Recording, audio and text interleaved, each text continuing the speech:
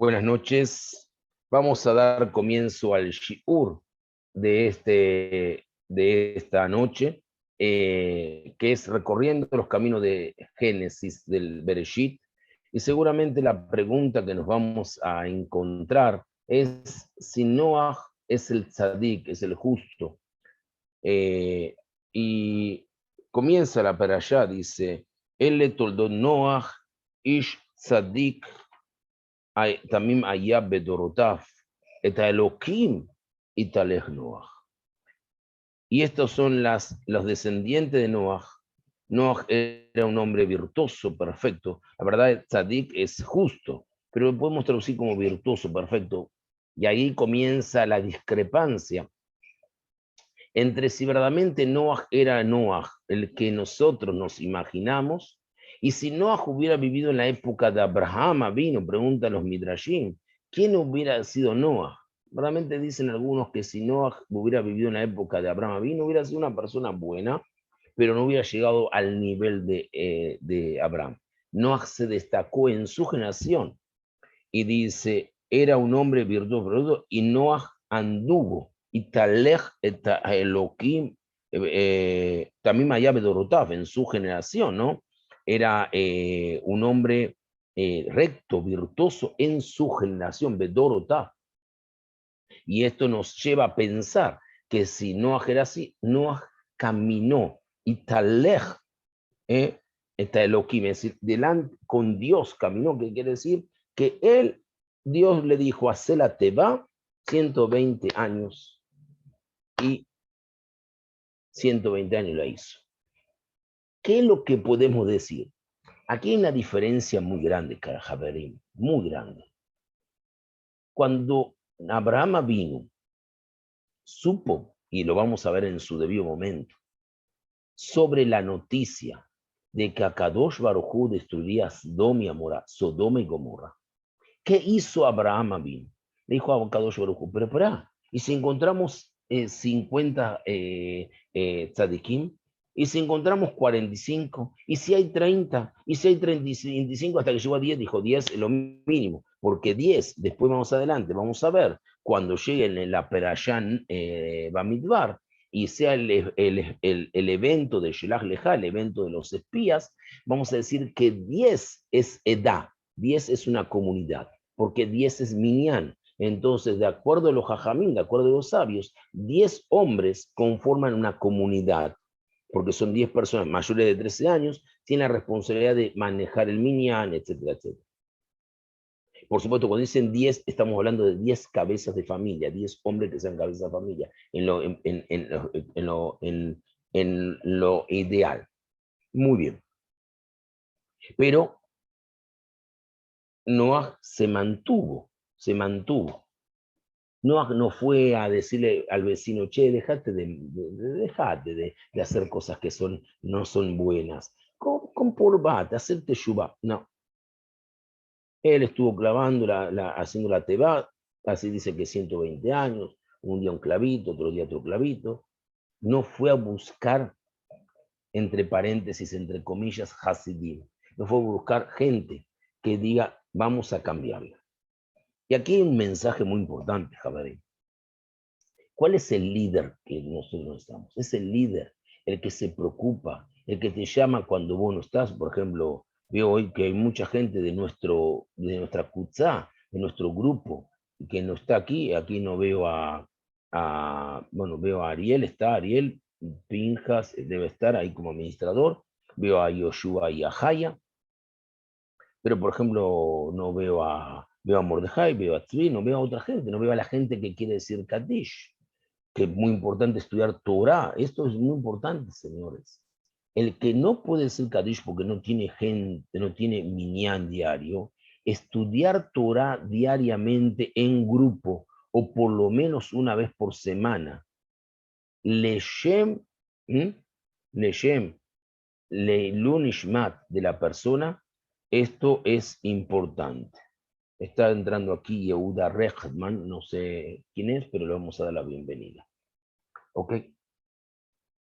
Entonces, aquí tenemos algo importante. Ustedes, una pregunta que se deben hacer. El que la hace me la puede escribir si realmente la tienen. Baruch Haba y el señor Yehuda Rehman, Baruch Haba, bienvenido sea a nuestro shiur. Hay una pregunta que es, y todo el mundo lo hace, Noach ish tzadik también allá bedorot. 3 veces dice, el toldot Noach ish tzadik, también allá bedorot, eta Elohim y talech Noach. 3 veces la palabra Noach se repite. ¿Alguien de ustedes, escriben por el chat, se imaginan por qué pudo haber repetido 3 veces Noach? Hay un Balaturim que es muy interesante, que verdaderamente, que Noach se repite 3 veces la palabra Noach porque 3 cosas verdaderamente son ejemplo de que se salvaron, ¿no? Esto es un mensaje. Una es que Noach salvó a sus 3 hijos, ¿no? Salvó a Shem, Beham y Yafet con sus 3, con sus familias. También vemos que hay otro elemento que se salvó, que fue el sueño. Hay 3 cosas que verdaderamente quiere decir la palabra 3 cosas que salvaron, es el jalón. El Balaturim, no sé si le dije, el Balaturim es el hijo del Rav y Asher Benihi, el Rosh, el famoso, uno de los poskim, uno de los primeros legisladores que tiene el mundo de la halajá. Los primeros 3 legisladores, antes de ir a Balaturim, eran el Rosh, Rabbi Asher Ben Yehiel, Rambam, Rabbi Moshe Ben Maimón, y después el Rif, Rabbi Itzhak Shelfes, Rabbi Isaac Al-Fasi, del Fez, de la ciudad de Fez, Marruecos. En función de estos 3 poskim, verdaderamente se determina la halajá, que más adelante es lo que escribe el Bet Yosef. El Bet Yosef es Rabbi Yosef Caro, primero escribió el Bet Yosef, que es un comentario a un libro llamado Arba Turim, los 4 Tur es columnas, de ahí viene el nombre Balaturim. ¿Quién es el Balaturim? Rabbi Yehiel Ben Asher, el hijo del Rosh, que escribió el Tur, que explicó todas las alajot, etcétera, etcétera, pero no en forma ordenada, sino los ordenó por temas. Por Ahaim, Yoredea, Ebenezer, Hoshen Amishpat, en esa idea. Pero después el Bet Yosef los comentó, el Bet Yosef Rabbi Yosef Caro, y del Bet Yosef, tomando la Salahot, sacó el verdadero concepto del Shulchan Aruch, que quiere decir mesa reservada. El Balaturim es un comentario también a la Torah. En el comentario a la Torah dice el Balaturim que hay 3 cosas que la palabra Noach representa, 3 cosas que se salvaron. Una, Noach salvó a sus 3 hijos y sus familias. Recordemos que Noach está casado con Naamá. Naamá es la hermana de Lemech, que aparece en la parashá de la semana pasada. Y después el sueño de Yov, el jalón de Yov, Bajalom Yov Itzil Shlosha Ra'af. Y después, aquí lo interesante es que Daniel también salvó a 3. ¿Quién era Daniel? Daniel, sabemos, el profeta Daniel, que salvó a quién? A sus 3 alumnos. ¿Y quién eran sus 3 alumnos? Eran exactamente, Hananiah, Mishael y Azaria. Esos 3 jóvenes que habían sido llevados por Nabucodonosor. Daniel era uno de los consejeros de Nabucodonosor.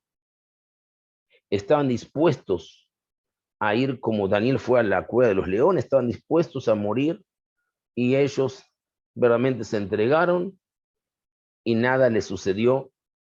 Y también cuando Azaria, Mishael y Hananiah, junto con Daniel, eran esos jóvenes que estaban en la corte, y el mesero, les quería servir comida, y sabían que era comida taref, él le dijo a él, mire, tráiganos fruta, tráiganos verdura, no nos traiga vino, traiga agua.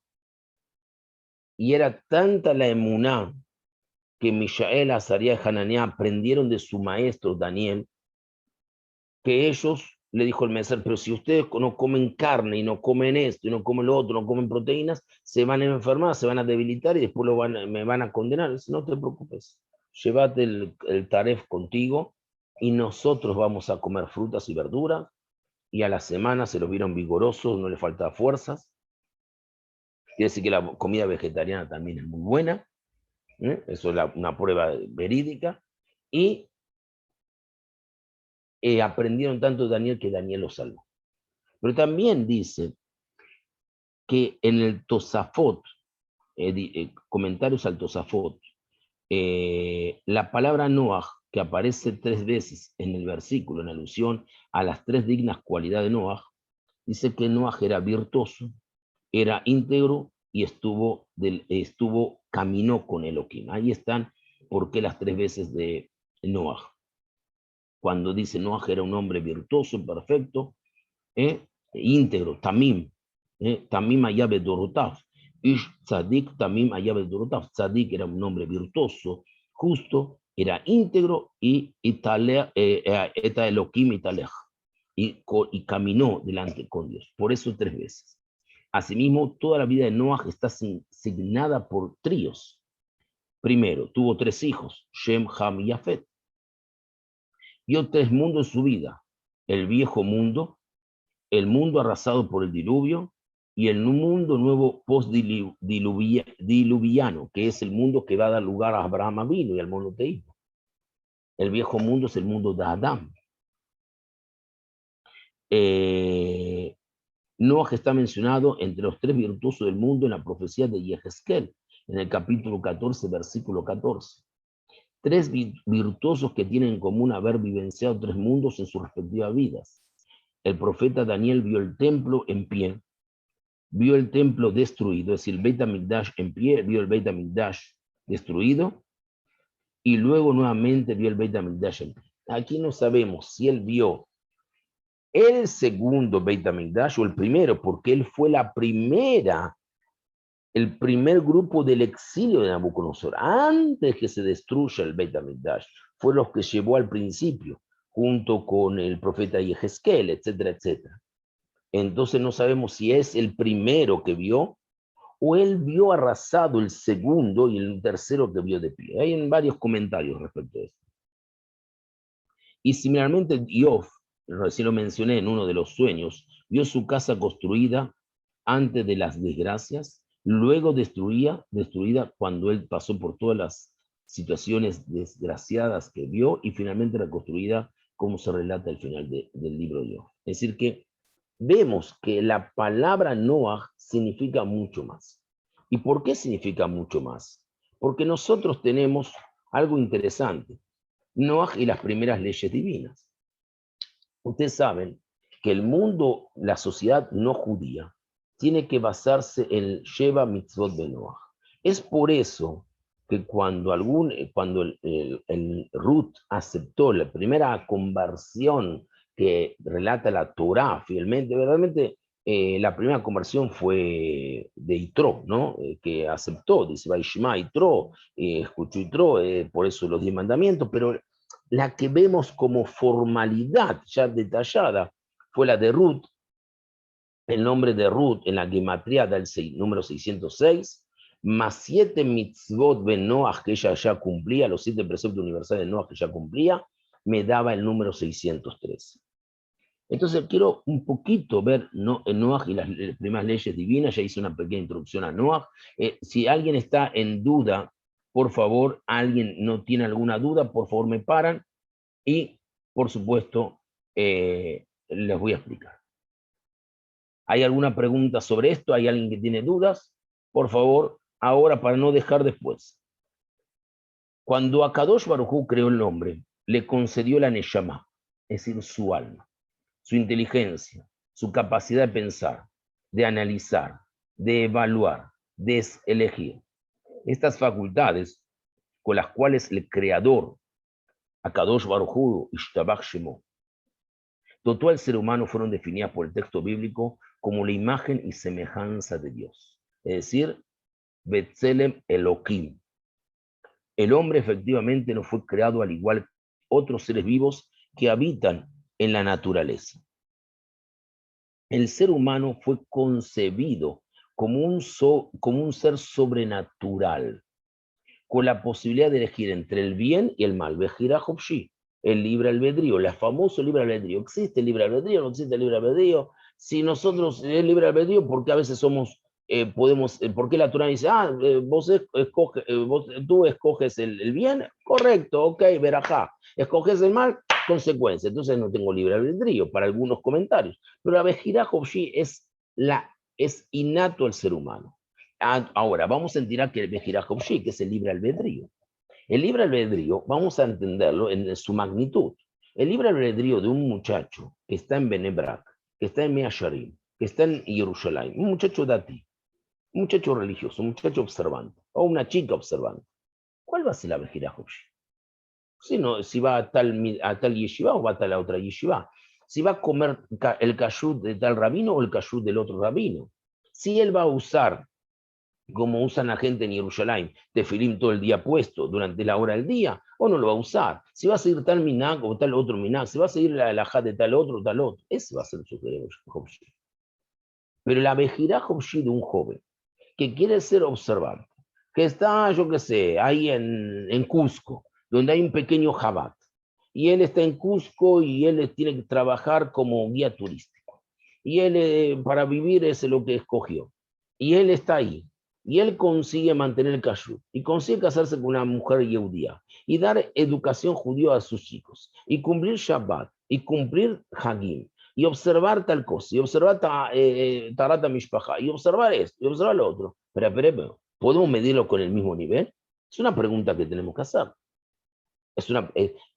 ¿Quién tiene más mérito? ¿O quién tiene más fuerza para poder escoger dentro de ese libre albedrío de los dos? Porque uno, es decir, el uno, la Bejirá Hopshi, es en niveles, es entre 99 y 100. El otro es entre 1 y 10. Entonces, entendamos que a veces hasta el libre albedrío no es tan simple para analizarlo. Pero seguir los dictámenes del creador o los deseos de su cuerpo terrenal, eso sería un poquito la definición de Bejira Hopshi. O sigo lo que Akadosh Baruj Hu me dice, y me levanto temprano, y hago tefilá, y hago shejitá para que la gente tenga carne kasher. Y a pesar de que me critican, yo sigo haciendo, voy ahí. Hay una cosa muy importante, me viene a la cabeza, la semana pasada no lo hablé. Y señores, esto es muy, muy importante. Esto quiero que lo entiendan y se lo graben. Esto es para todas las personas creyentes.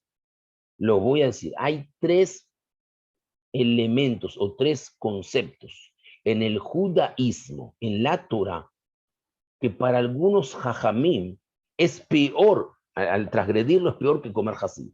Porque el que come jazir puede ser que lamentablemente coma porque es un ignorante, o coma porque lamentablemente, como pasó en la Segunda Guerra Mundial, si no comía se morían. Era pikuaj nefesh. Salvar la vida. Pero esto no es salvar la vida. Las 3 conceptos básicos son Ona'at Devarim, lo voy a traducir, Genavat Da'at y Motzi Shemra. ¿Escucharon? Repito, Ona'at Devarim, Genavat Da'at y Motzi Shemra. Ona'at Devarim es engañar con las palabras. Mirá que yo te quiero decir que estos tefilim son kasher meudarim, son kasher muy buenos, o esta mezuzá es perfecta, y abro la mezuzá y tengo un papelito fotocopiado. Y les voy a decir algo.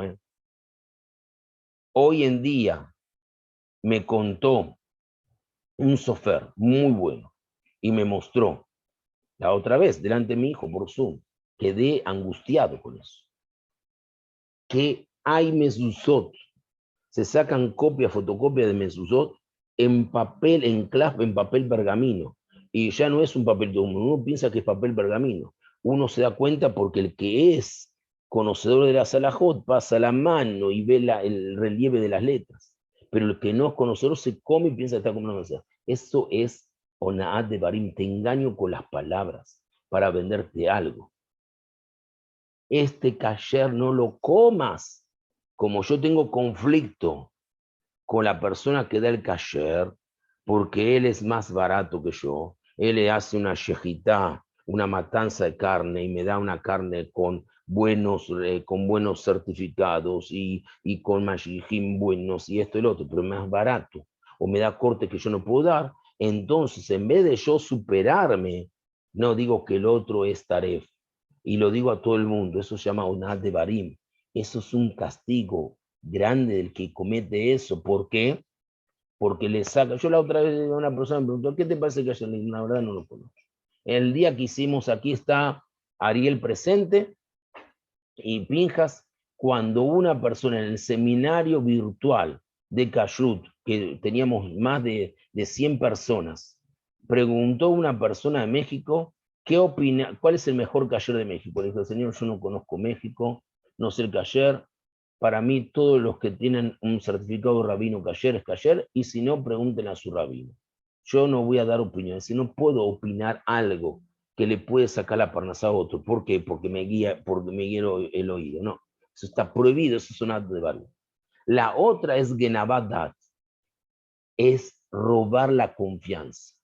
Viene la persona, no, yo confío ciegamente en usted, Rab, usted es un ángel de Dios, la verdad, confío en usted, y le estoy engañando para tirarle beneficios, para tirarle algo. La otra vez, una persona, creo que está aquí, la persona está aquí, me dice, ¿le puedo hacer una pregunta? Sí, por un tema X alágico. Y cuando terminó me dice, ¿cuánto usted cobra? ¿Esto voy a cobrar? Eso no se cobra. Eso es una mitzvah que voy a cobrar. Eso es ayudar a una persona a cumplir una mitzvah, no se cobra. Pero hay gente que sí lo hace. Y verdaderamente lo que está haciendo es genabadat, roba la confianza. Y la peor de todas, hoy,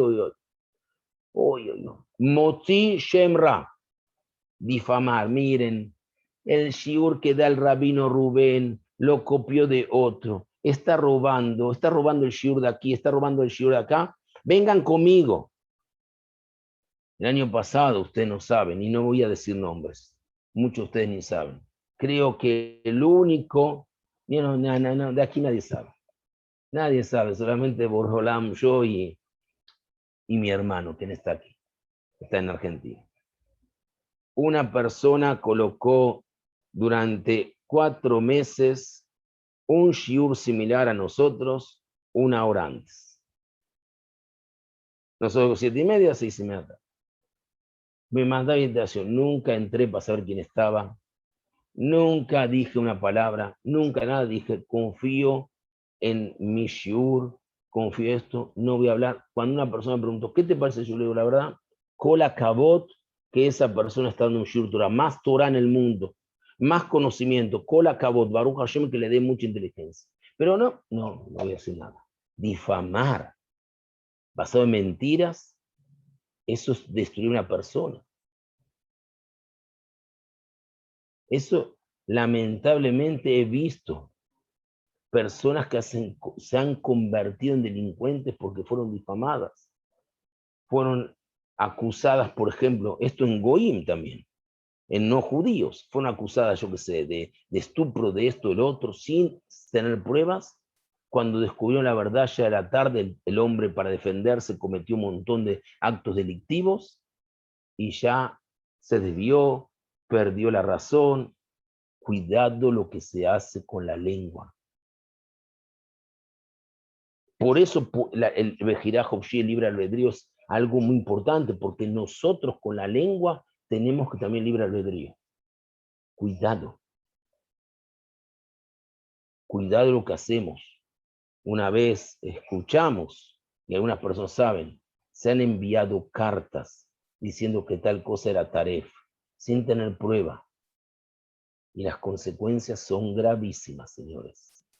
Esto le quiero decir a ustedes y pónganse en la cabeza. En el Maseje Tanit, Dios mediante, ahora comienza de aquí a poquito a estudiarse en el mundo entero el Maseje Tanit, el Tratado Tanit. Si todos van a querer estar dispuestos, se puede hacer un shiur especialmente para estudiar el Tratado Tanit, el Tratado de la Gemara Tanit. Dice al principio, Shalosh Maftejot, 3 llaves tiene Akadosh Baruj Hu. 3 llaves. ¿Qué quiere decir? ¿Que es cerrajero por Olam? No, 3 llaves quiere decir que tiene en sus manos, depende. Uno es la vida, otro es las lluvias, que sería la Parnasá, porque lluvia en ese momento, cuando escribió el Talmud, era la agricultura es la economía del mundo. Y la tercera era Tejiat Ametim, la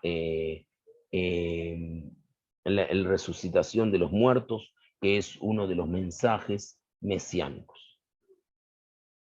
Sabemos que las 2 primeras son totalmente para Kol Haolam, Yehudim, judíos y no judíos, para todos. La tercera hay discusiones, dice que para los judíos también son tzadikim, son observantes, van a tener esa posibilidad, y para los Ben Noach, las personas que sigan cumpliendo observando los 7 preceptos universales de Noé, también van a tener esa posibilidad. Pero los otros 2 son para todo el mundo, no hay distinción.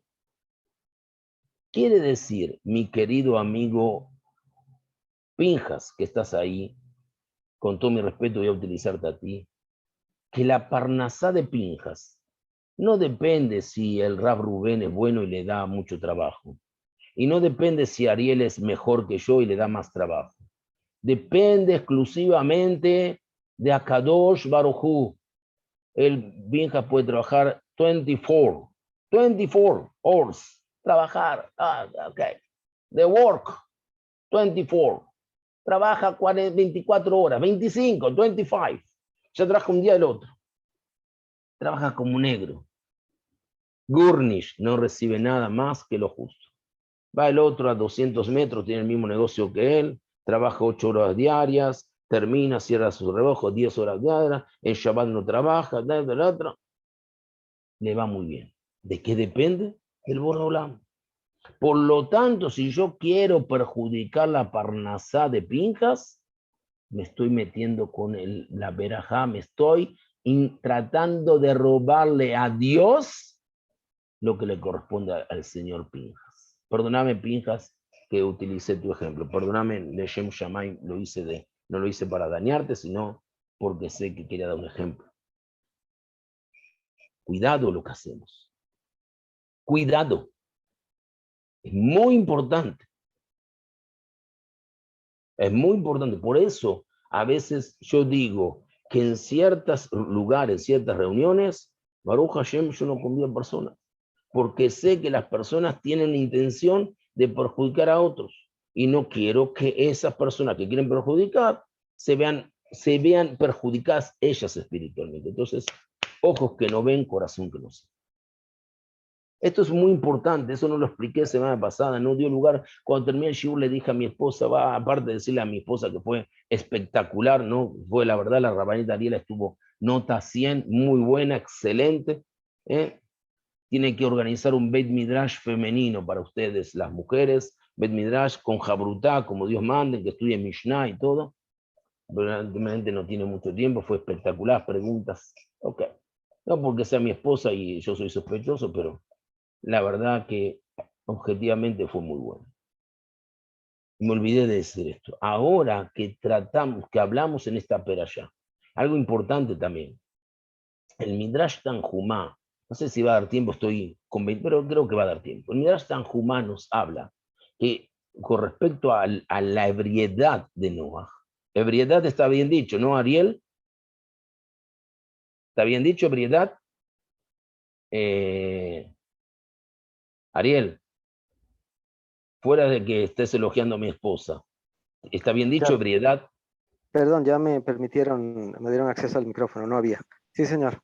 Está bien dicho, ok. Sí, Entonces, señor. cuando trata gracias, Ariel, cuando trata la perashá, la porción semanal, la ebriedad de Noah, viene el Midrash Tanjumá. Sabemos que el Midrash es una de las partes del Talmud, es lo que llamamos la homilética, es la versión más libre de la interpretación y trabaja mucho con la tradición oral. Dice que el hombre cuando toma alcohol tiene 4 comportamientos. El primer El primer toma ahí es, toma ahí, ¿cómo se llama? Toma alcohol, es tranquilo, ahí como un gatito, no hace nada, tranquilo, gato manso. Toma la segunda copa, y ya piensa que es un mono, ¿no? Empieza a hacer chiste, bufonería. Toma una tercera copa, cuando digo una tercera copa estamos diciendo un vaso grande, en esa época los vasos eran de 150 ml y el vino era muy fuerte. Toma una tercera copa de vino y ya se cree que es fuerte, un gibor como león. Y dice el Midrash Tanjumá, cuando toma la cuarta, que ya era borrachera mismo, se comporta como un cerdo porque empieza a hacer lo que nadie quiere ver. Por eso viene el Midrash Tanjumá y dice, cuidado con el alcohol. Mire lo que pasó con Noah. Plantó la viña. Vino el Satán y puso sangre de cerdo, en la viña. La regó con sangre de cerdo, con sangre de león, con sangre de mono y con sangre de gato. De manso, algo manso. Y ahí tenemos la consecuencia. Por eso es interesante. Hay que entender el mensaje de Midrash Tanjumá. Saber tomar, tener actitudes decorosas en la vida. Esto es una parsha muy interesante. 10 generaciones después de haber sido creado el hombre, colectivamente, parece ser que el señor Yehuda se fue.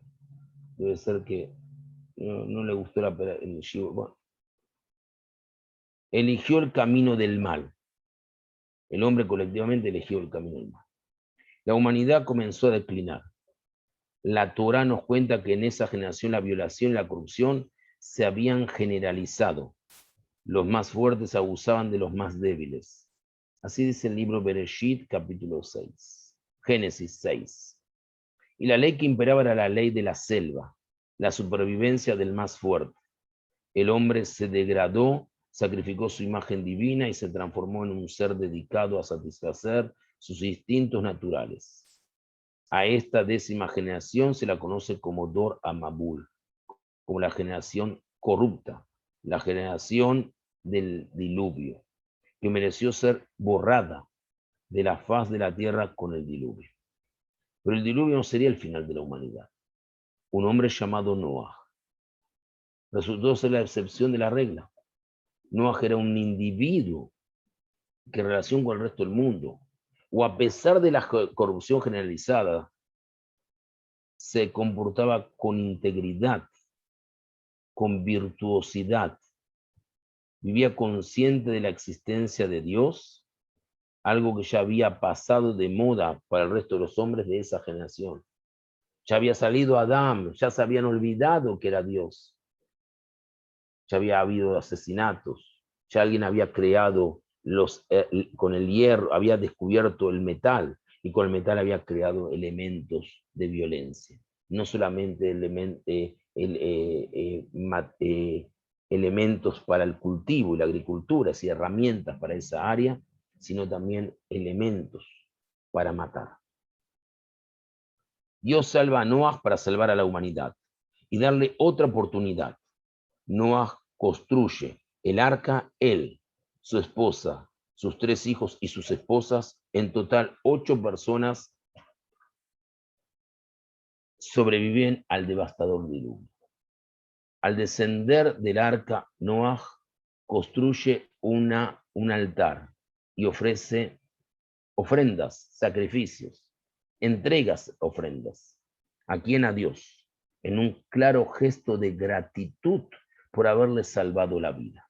Dios bendice a Noah, le insta a reproducirse y repoblar la tierra, y le presenta un código que contiene 2 leyes. La primera ley, que tiene que ver con los animales. Dios autoriza a Noah y a sus hijos a comer carne animal. Ahí es donde comienza el comer la carne animal. Hasta la época de Noah, el hombre tenía tendencias vegetarianas. Así dice en el libro Bereshit, en el libro Génesis, capítulo 9, versículo 3. Lo cual hasta ese entonces no estaba permitido. Como dije, ya que la dieta que Dios indicó al primer hombre consistía únicamente de plantas, semillas, vegetales, frutas. Ahora Kadosh Baruj Hu le da autorización, le da ishur, le da permiso a Noah y su descendiente disponer de la vida de los animales. Sin embargo, el creador establece un prerequisito que deberá ser cumplido antes de consumir la carne animal. No se puede mutilar a un animal vivo. Es lo que nosotros llamamos, de alguna forma,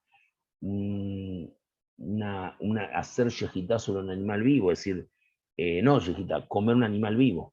Es decir, primero hay que hacerle yejitá, hay que matarlo. Y no se puede comer un animal vivo para consumir su carne, como hacen los depredadores carnívoros con sus presas. El hombre, antes de consumir la carne de un animal, debe ofrendarlo. Hay que hacerle un sacrificio. La segunda ley que Akadosh Baruj Hu le ordena a Noah también tiene que ver con el acto de matar, de el asesinato, matar a un ser humano. Esta ley está formulada de una forma muy básica y elemental. En lugar de no matarás, como dice uno de los 10 mandamientos, esta ley determina que el asesino será castigado con la pena capital. Si un hombre derrama la sangre de otro hombre, su sangre será derramada porque el ser humano ha sido creado a imagen de Dios. Es decir, a Kadosh Baruj Hu le dice a Noah, esta generación no puede cometer asesinatos. Esto está en el libro Génesis, el libro Bereshit, capítulo 9, versículo 6. Esta ley llega en gran medida para evitar que se repita el estado de corrupción generalizada que la Torá denunció en el mismo libro Bereshit, en el capítulo 6, cuando explicó que los hombres poderosos, los Bene Elohim, abusaban de los más débiles, Bene Adam. Aquí Dios le recuerda a la humanidad que más allá de posiciones o posesiones,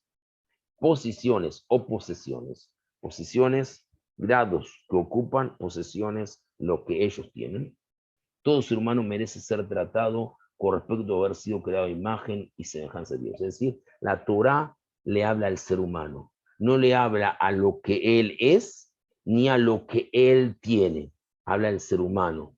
Reubén, rey, y Mijael, emperador, los dos somos iguales frente a Kadosh Baruj Hu.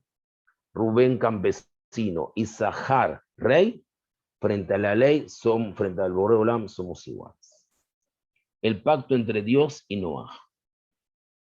Nosotros vamos a ver en los versículos capítulo 9, versículo 8, al capítulo 9, versículo 17 del libro Bereshit, que Akadosh Baruj Hu establece un pacto con Noah y sus hijos.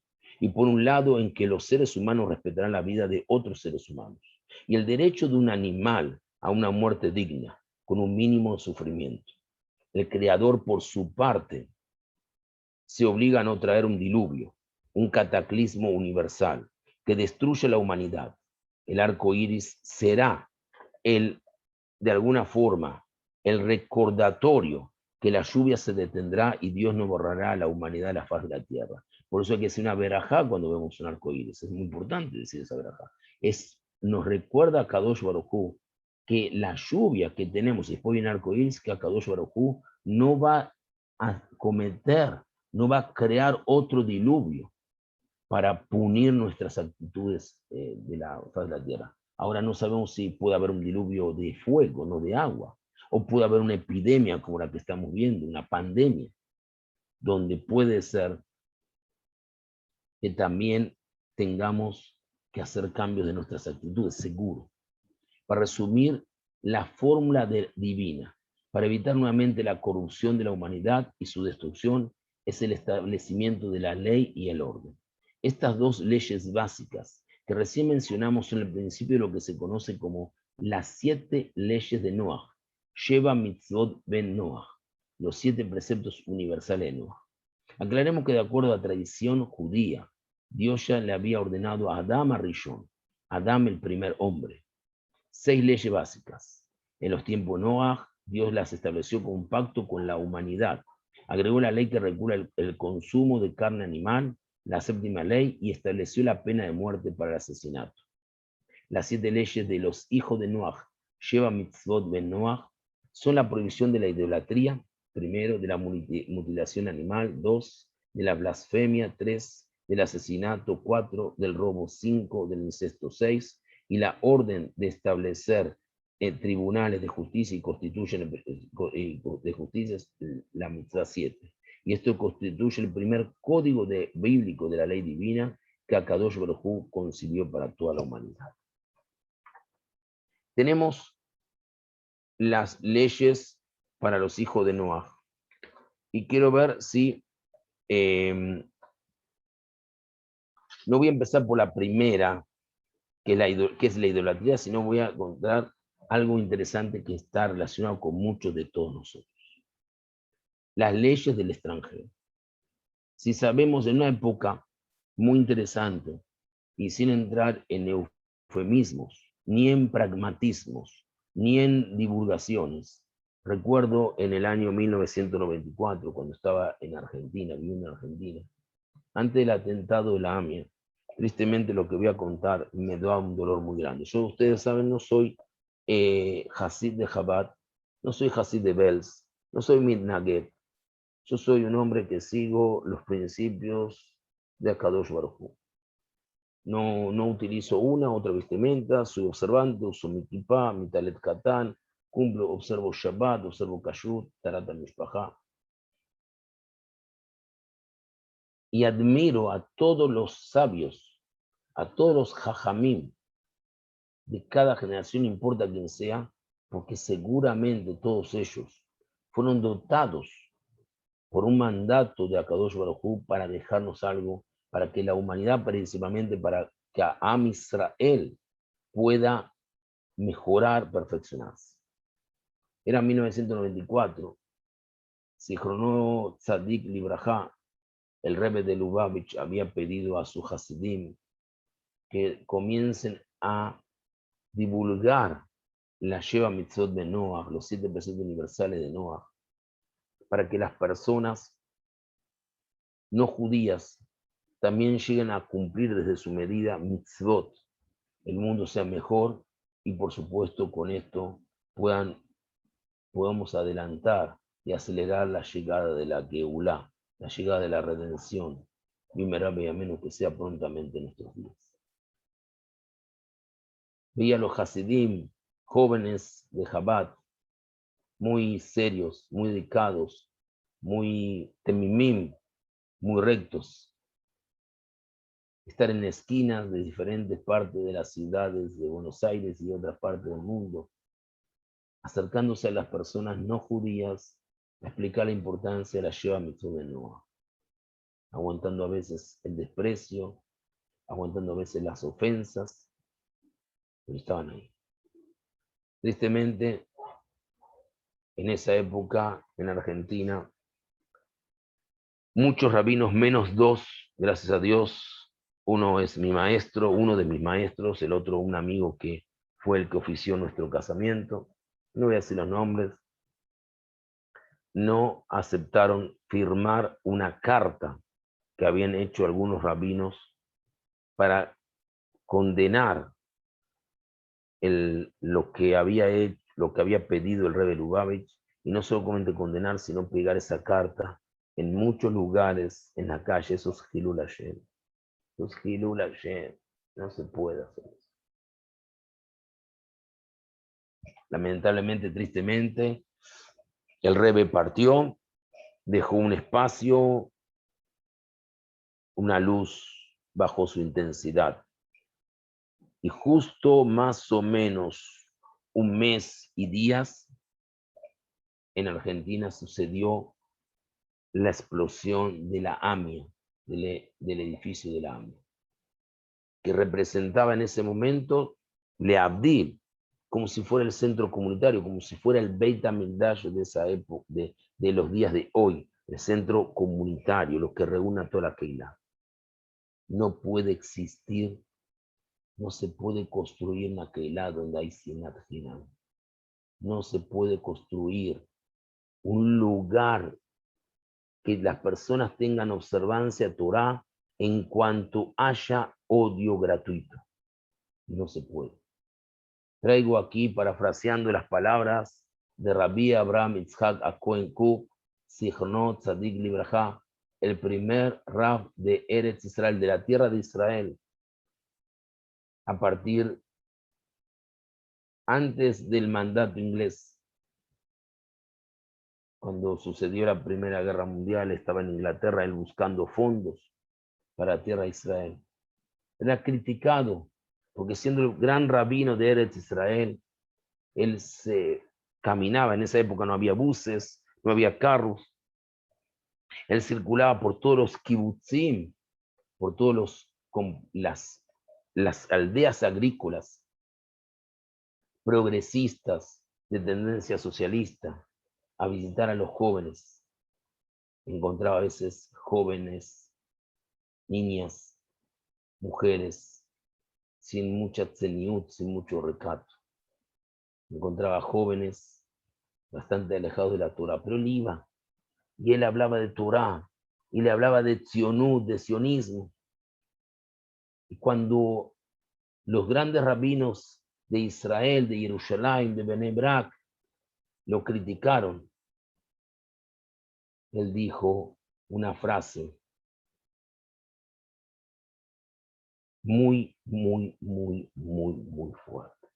Una frase que cada vez que la digo me hace temblar mi corazón. Prefiero ser criticado por Abat Hinam. Prefiero ser criticado por un amor gratuito y no mañana ser criticado por Sinat Hinam, por odio gratuito. Ese es el Rav Kook, un hombre que creó el concepto del sionismo religioso.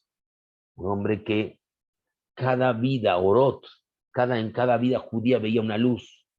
Nos importaba si ese judío estaba más a la izquierda o más a la derecha. Él veía una luz y esa luz había que alimentarla. Por eso hay que tener mucho cuidado y hay que saber recibir a los venenoas. Y si ese venenoas, como vamos a verlo ahora, ingresa al pacto de Abraham Avinu, ingresa al pacto de Abraham Avinu, gracias señor Yehuda Redhaman por sus palabras. Si ese venenoas entra al pacto de Abraham Avinu y decide por voluntad propia aceptar el yugo de la Torah, Baruch haba, bienvenido sea. Nosotros no podemos decirle que no. La Torah, la constitución del pueblo judío, decía Rav Kook, contiene todo tipo de leyes, rituales, civiles, laborales, y también leyes que conciernen a los no judíos. Estas leyes se comprenden mejor cuando las comparamos con las leyes del extranjero. En el Salmo 146 dice, Hashem Oev Shomer Gerim. Hashem Shomer Gerim Yatol Bermaná, dice el Salmo 146. Dios cuida a los Gerim, a los extranjeros, a los huérfanos y las viudas. Pregunta Rav Kook qué quiso decir David Amelech cuando escribió esto. Los Gerim son gente que cuando se entra al judaísmo no tienen padre y madre. Ellos abandonan su familia, como lo hizo Rivka, como lo hizo Sarah, como lo hizo Abraham. Abandonan, dejan todo y siguen lej leja y van detrás del Boreolab. Entonces, cuando una persona deja lo más preciado que es su casa, su familia, y va detrás de lo que la Torah nos dice, nosotros tenemos que amarlo. Si a Kadosh Baruj Hu lo amó, ¿qué nosotros no somos? Rav Kook decía, aprendamos a amar al prójimo, porque cuando amamos al prójimo, nosotros somos el próximo que seremos amados. Es impresionante eso. Que se comprenden, que aparecen en cualquier constitución moderna. Las leyes de migración y extranjería determinan, por ejemplo, cuál es el proceso de un extranjero que debe realizar para la obtención de su ciudadanía, es decir, la naturalización, o cuáles son los derechos y las obligaciones de un extranjero que quiere residir o trabajar temporalmente en el país. La Torah llama al extranjero ger, refiriéndose a una persona no judía, hombre o mujer que vive con los judíos en la tierra de Israel. La Torá reconoce dos tipos de extranjeros. El primero, y el que más menciona en la Torá, es el Ger Toshav, es el extranjero residente. El otro es Ger Tzedek, es decir, el extranjero naturalizado, el extranjero virtuoso, el extranjero justo, el que acepta por Abad Hashem, por Abad Israel, por Abad Torah Israel. Es el que entiende lo que dijo el Rav Kook. Es el triángulo que no puede ser destruido. Torah de Israel, Am Israel, Eretz Israel. La tierra de Israel, la Torah de Israel y el pueblo de Israel. E Israel no es simplemente un nombre, es lo que implica. Es Yashar él, es estar recto frente a Kadosh Baruj Hu. No es nada más un nombre, un título. Es una concepción. El extranjero residente es el individuo no judío que podría residir y trabajar legalmente en el Estado judío bíblico de Estado de Israel. El extranjero naturalizado, el Ger Tzedek, el hombre, el extranjero virtuoso, el justo, el recto, es una persona judía que ha aceptado, es decir, que se ha convertido en un ciudadano de Am Israel, de pueblo de Israel. En nuestros días, esto es la definición que corresponde al que se convierte al judaísmo. Y explico mejor el tema de la conversión al judaísmo para que de una vez por todas, aquellos que cierran puertas en los grupos de Teilim, aprendan de una vez que están haciendo una averá. Aquellos que no los cuentan para Minyan están haciendo una gran averá. Y aquellos que hablan mal de otros también están haciendo una gran averá. Es verdad, hay alajot que el hombre, el ger, no, que tiene que cumplir y hay obligaciones y deberes y hay posiciones que puede cumplir, no posiciones. Eso está bien determinado por el Rambam y por el Shulchan Aruch, pero con respeto, no discriminando, porque eso no es Torah Israel. Lo dijo Rav Kook, eso no es Torah de Israel. Cuando un individuo no yehudí, hombre o mujer, quiere convertirse al judaísmo, lo debe hacer con la intención de transformarse en un berberit, en una persona sujeta al pacto entre Dios e Israel, tal como lo determina Torah. Y también aquí hay un mensaje. Señores, el que tiene la potestad de enseñar, que no esté haciendo negocios, vendiéndole ilusiones falsas. Hay personas que por amor a Israel están capaces de hasta de vender lo que no tienen para entrar al pacto de Israel. Y se enriquecen y le venden ilusiones, los engañan, les mienten. Y después, cuando se le exigen los papeles, no los quieren entregar. Porque son corruptos. Porque mintieron en nombre de Akadosh Baruj Hu. Porque robaron en nombre de Akadosh Baruj Hu. Eso no está correcto. Es una persona, el que se transforma en Ben Berit, es una persona sujeta al pacto entre Dios e Israel, tal como lo determina la Torah. La conversación se realiza ante un tribunal rabínico competente. Los pasos a seguir para una conversión son los siguientes. Berit Milá, si el candidato a la conversión es su nombre, deberá practicar la circuncisión. Mikve, hombres o mujeres deben sumergirse en un baño ritual llamado mikvah. Y esa mikve tiene que ser como tenemos aquí en la ciudad de Cartago, una mikve kesherá, bien hecha, o en otras partes. También en Colombia sé que hay mikvaot kesherot. Pero no en un río. En un río una mikvah no es correcta. Lo dice los poskim. En un lago menos que menos. En un mar sí. Y eso es también para mikvaot de Keilim. Kabbalat mitzvot. Esto es la adopción de la Torah como el único código de ley moral y de conducta a seguir. Aceptar el cumplimiento de las mitzvot. Pero para eso hay que tener buenas midot. Porque si las personas no respetan los rabanim, si las personas no se respetan entre cónyuges, si las personas respetan al otro, si hacen la yonara, si hacen motzillarra, eso no sirve de nada. Kabbalat mitzvot. Aceptar el cumplimiento de las mitzvot, aceptar mejorar en su midot, Por lo tanto, no es una mera condición para ser parte del pacto, como muchas veces se sugiere. El deseo de observar las leyes de Al-Boré Olam debe ser el propósito de la conversión al judaísmo. Esto no lo digo yo, eso lo dice el Rav Kook, lo trae del Rambam de Rabbi Moshe ben Maimón. Señores, aquí está la fuente. Incondicionalidad, el cuarto punto. Uno de los requisitos para que un tribunal rabínico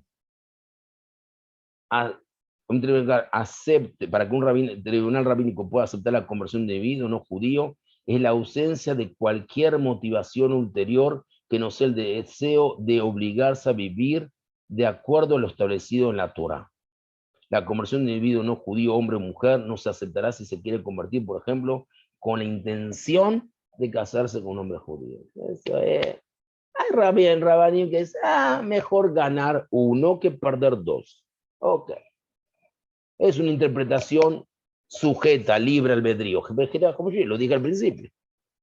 ¿Qué haría yo? No sé. Muchas veces tuve que decir que no y me gané el club de los odiadores de Rubén Ahmanovich. Están ahí, deben estar, no sé, deben estar cerca de los 1000 socios. Ahí, algunos. Otros vi que ya la persona antes de conocerse tenía una Neshama Yehudía y después no solamente cumplió, sino que me hizo cumplir mejor a su futuro esposo, en un caso de mujeres. Entonces, esos son relativos, no puedo decir todo sí y todo no. Hay casos como sí, como sa. Una vez que una persona no judía se convierte al judaísmo, tiene prácticamente las mismas obligaciones, los mismos derechos que un individuo nacido de madre judía. Con una excepción, el converso debe ser asistido y tratado por los judíos con más compasión y más diferencia de la que se trata un individuo que nació de madre judía. Eso lo dice en el Maimónides, en el Jod de Od del Mishneh Torah. Hay una segunda manera en la que un individuo no judío puede cumplir con la ley divina, sin adoptar el Ben Berit, el pacto entre Dios e Israel, es decir, sin convertirse al judaísmo. La ley judía, y creo que solo el judaísmo concibe algo así, no existen otras leyes. Registra la existencia de un código universal de leyes divinas que es obligatorio para toda la humanidad.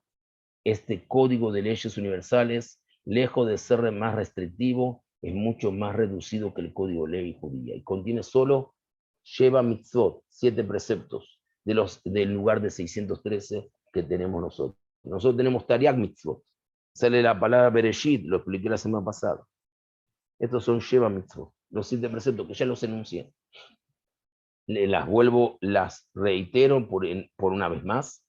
No practicar la idolatría, no blasfemar el nombre divino, no matar, no cometer adulterio ni incesto, no robar, no comer la carne de un animal sin haberlo sacrificado antes y establecer tribunales de justicia para sancionar estas leyes. Estas leyes como principales y sus derivados toldot hace que una sociedad pueda vivir como debe vivir, en equilibrio con respeto. En hebreo al judío se lo llama Ben Berit, es decir, una persona sujeta al pacto que Akadosh Baruj Hu celebró con Israel y sus descendientes, ahí en el monte Sinai, pero primero con Abraham, Isaac y Jacob. Y al no judío que vive de acuerdo a estas leyes se lo llama Bene Noah, es decir, a las 7. Es decir, al individuo que se obliga a las leyes universales que Akadosh Baruj Hu estableció con Noah y sus descendientes. En los tiempos bíblicos, el no judío que quería convertirse en Bene Noah también tenía que hacerlo ante un tribunal rabínico, declarando su deseo de conducirse de ahora en más de acuerdo a las leyes de Noah. Según la Torá, aquel individuo no judío que acepta estos 7 preceptos tiene derecho a residir en la tierra de Israel y también tiene parte en el mundo por venir, es decir, en la resurrección de los muertos, en la época del Mashiach, del Mesías, Bimerá Beyamenu, que sea en nuestros días. Para resumir, cuando un no judío quiere cumplir la voluntad de Dios, como lo establece la Torá, puede ser convertirse en un benberit, en un judío, si quiere obligarse, si quiere ser sumiso, si quiere establecer para su vida la observancia de las 613 preceptos de la Torá. 2, si no convertirme en Noah, si adopta las 7 leyes universales. Esto es parte de la Parsha Noah. Escribe Rashi al respecto de las palabras de los sabios en el Talmud del Tratado Sanedrín. Entre nuestros maestros, cuando dice Noach ish tzadik tamim hayá bedorotav. Noach era un hombre virtuoso, perfecto en su generación, entre sus congéneres. Cuando nuestros jajamim, nuestros sabios, quien interpreta la frase elogiando a Noach, si tan virtuoso fue entre los perversos, cuánto más virtuoso habría sido en la generación de los virtuosos, en la generación de los tzadikim. Hay quienes lo interpretan en sentido peyorativo. Fue un virtuoso en relación con el estándar de perversidad de su generación, pero había vivido en la generación de Abraham, como dije yo al principio. Hombre virtuoso por excelencia, no habría merecido Noach la calificación de virtuoso. Hubiera sido un hombre bien, yo qué sé, un hombre observante, un hombre recto, pero virtuoso, tzadik, capaz que no.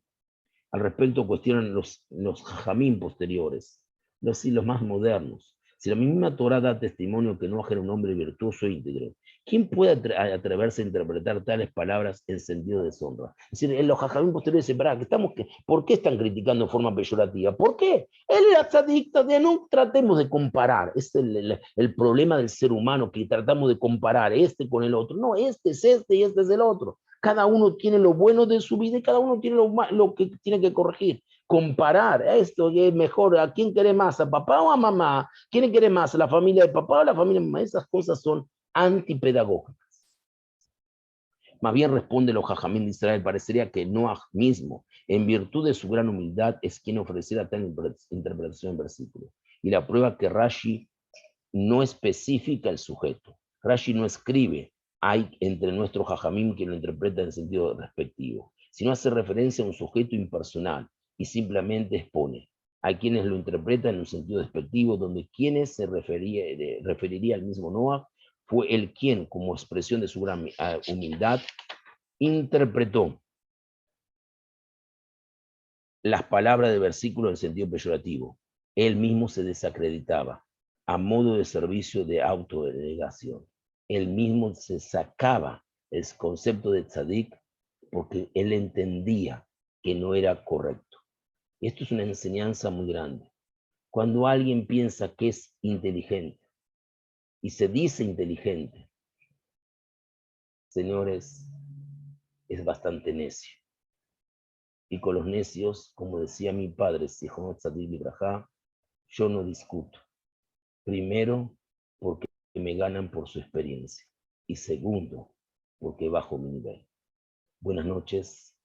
Para preguntas, Koltuf, gracias por el shiur de hoy. El que quiera hacer preguntas, por favor, las puede hacer. Aquí dejamos el shiur y las preguntas para ustedes. Gracias.